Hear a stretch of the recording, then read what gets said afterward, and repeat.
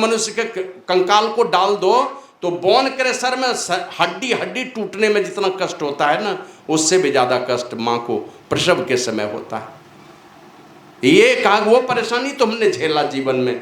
आज संसार में आया तो सदा तुमको सूखे कपड़ों में रखा, मैं गीले कपड़े में सोती रही, तुमको कभी गीले कपड़े में सोने नहीं दिया, ठंडी गर्मी वर्षा सब चीज़ से बचाया।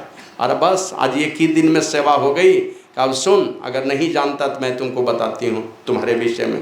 कहा कि जब तुम मेरे कोख में पल रहा था ना तो आज ऐसे ही मंत्री नहीं बना हुआ इतने बड़े राजा का, ऐसे ही नहीं बन गया है। तू जानना चाहते हो तो सुनो।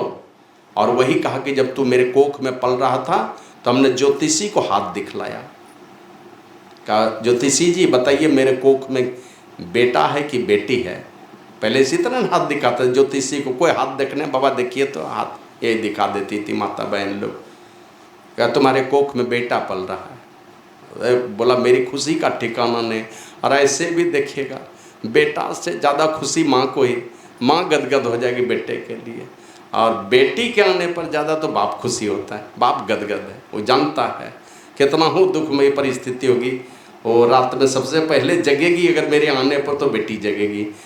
कितना हूँ विकट से विकट किसी घर में भेज देंगे, घोड़ा हाथी किसी से जोड़ी लगा करके किसी घर में भिखमंगा घर में भी भेज दीजिए, वो कभी माँ बाप को दोष नहीं देगी। बेटा तो दोष दे देगा, तुरंत कुछ गलती होगी दोष दे देता है। तो कहा कि बेटा पल रहा है। तो ज्योतिषी को हमने पूछा ज्योतिषी जी ये बताइए मेरे बेटे का जन्म कब होगा। तो फलाने दिन। मेरा बेटा बड़ा होकर के क्या बनेगा। तो बोला तेरा बेटा बड़ा होकर के सिपाही बनेगा। तो कहा उसी दिन से मुझे चिंता घुस गई। हमने ज्योतिषी से पूछा मैं माँ भी बनूं तो जो सिपाही की माँ, और कोई उपाय है इससे बढ़िया कुछ बनने का।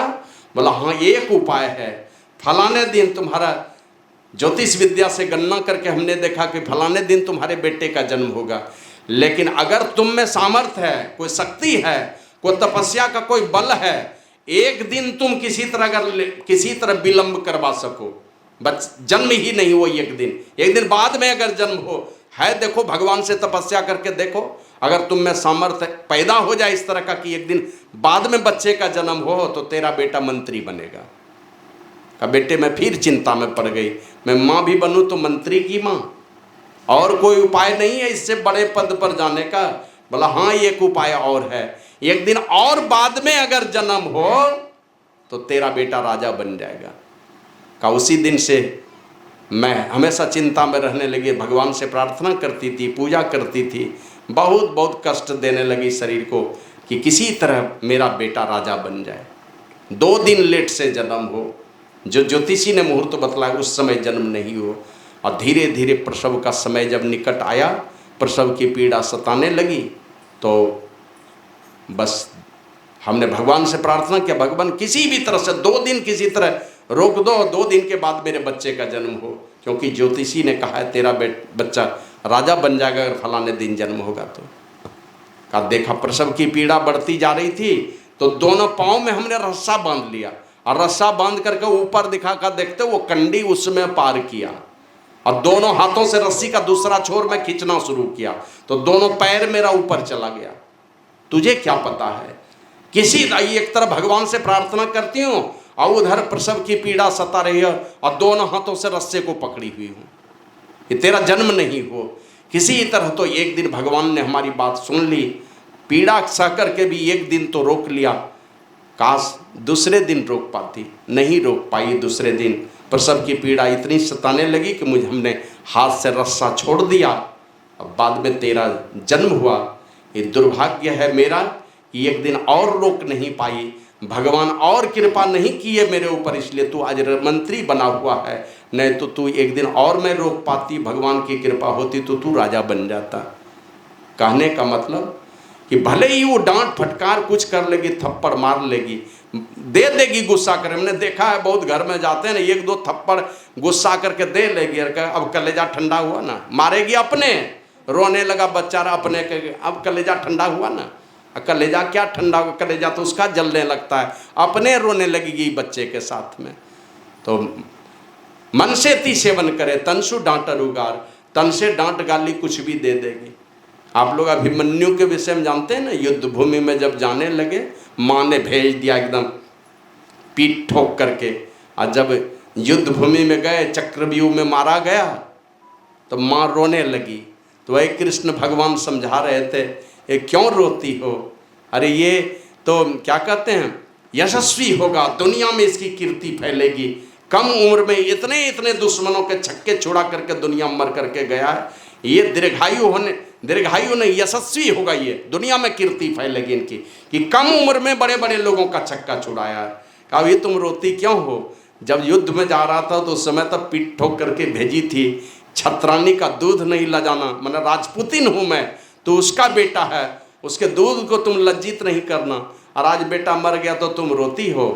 तो उसकी माँ ने यही कहा कि कान्हा, जिस दिन भेजा था पीठ ठोक करके जिसने, वो छत्रानी का हृदय था, और आज जो रो रही है ना वो माँ का हृदय है। पहले तू माँ बन के देख, तब पता चलेगा कि क्या कष्ट होता है बच्चों अपने संतान के चलते। उस दिन कोई छत्रानी ने आशीर्वाद दिया था, और रोने वाला जब आज जो हृदय हो माँ का हृदय है। तो माता तमाम तरह के कष्टों को सहेगी, बहुत प्रकार, भले मार पीट लेगी, थप्पड़ चला देगी, दो डांट फटकार दे देगी, लेकिन कभी भी बच्चे को रोता बिलखता हो और देख नहीं सकती। और माता सु हरि 100 गुना, माँ के कोख में देखते हैं ना 9 महीने तक बच्चे पलते रहते हैं, कितने कष्ट सहती हैं उस बीच में। और लेकिन कहते हैं उस माँ से भी बढ़ करके कौन है उस माँ के कोख में एकदम सुडौल बनाने वाला, नाक के जगह पर कान और कान के जगह पर आंख, ऐसा तो नहीं करता, कोई न कोई है भीतर में बैठा हुआ किन्हीं की कृपा से एकदम हाथ पैर आंख कान नाक पेट पीठ पैर सारे बनते हैं वहाँ पर, और सुडौल बना करके इस संसार में ला करके खड़ा कर देता है, माँ बनाती है वहाँ पर। अगर ये सामर्थ्य होता उनके पास तो सब माँ ही हो जाती, फिर निसंतान कैसे रह जाती है, उनको तो संतान की माँ हो जानी चाहिए, लेकिन ऐसा होता नहीं है। तो प्रमाण, और पूज्य बाबा साहिब स्वामी जी महाराज कहते थे, अरे माँ के पेट में बचपन से लेकर के जब तक माँ जिंदा रहती है, प्रत्येक दिन अगर आधा किलो करके अनाज खाएगी तो एक दिन में आधा किलो खाएगी, 365 दिन में अगर माने 1 कुंटल 80 किलो, मोटा मोटी 2 कुंटल मान के चलिए, और 60 बरस जिएगी तो 120 कुंटल खाएगी, 120 कुंटल अनाज माँ के कोख में पच जाता है।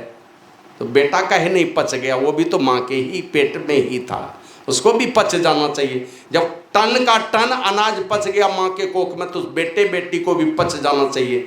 लेकिन कोई न कोई है जो लाखों लाख बैक्टीरिया जिसको डस रहा है, अनेक प्रकार के कष्टों को सह रहा है, लेकिन कोई न कोई वहाँ पर रक्षा करने वाला है, वो परमात्मा है। इसलिए कहा माता सु हरि 100 गुना, माँ से बढ़ कर के हरि परमात्मा को बतलाया।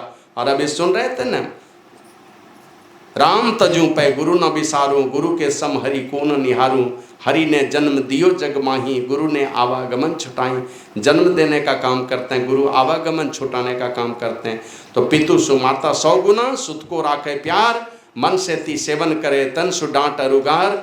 माता सु हरि 100 गुना, माँ से बढ़ कर के 100 गुना बतलाया परमात्मा को। परमात्मा की कृपा से ही तो बड़ी अच्छी माँ मिल जाती है, अच्छे पिता मिल जाते हैं, और माता पिता के शरीर में शक्ति मिलती है कि वो संतान पैदा कर सके और हम इस दुनिया में आ सकें। तो परमात्मा पिता से, ये माता से बढ़ कर के 100 गुना, लेकिन कहा जिनसे 100 गुरुदेव, उस परमात्मा से भी बढ़ कर के 100 गुना बढ़ कर के बतलाया, वो हैं गुरुदेव। क्योंकि ये दुनिया के सारे लोग प्यार करने वाले होते हैं, और गुरु प्यार करें और अवगुण हरें। ये अवगुण हरने वाला काम इनके सामर्थ्य में नहीं है। भाई तुलसीदास जी महाराज हनुमान जी को कहे, बहुत गुणगान किए हनुमान जी का, जय हनुमान ज्ञान गुण सागर, जय कपीस तिहुलोक उजागर, महावीर विक्रम बजरंगी, कुमति निवार सुमति के संगी, इस प्रकार पढ़ते हैं। लेकिन कहते कहते कहते अंतिम में क्या कहे, जय जय जय हनुमान गोसाई।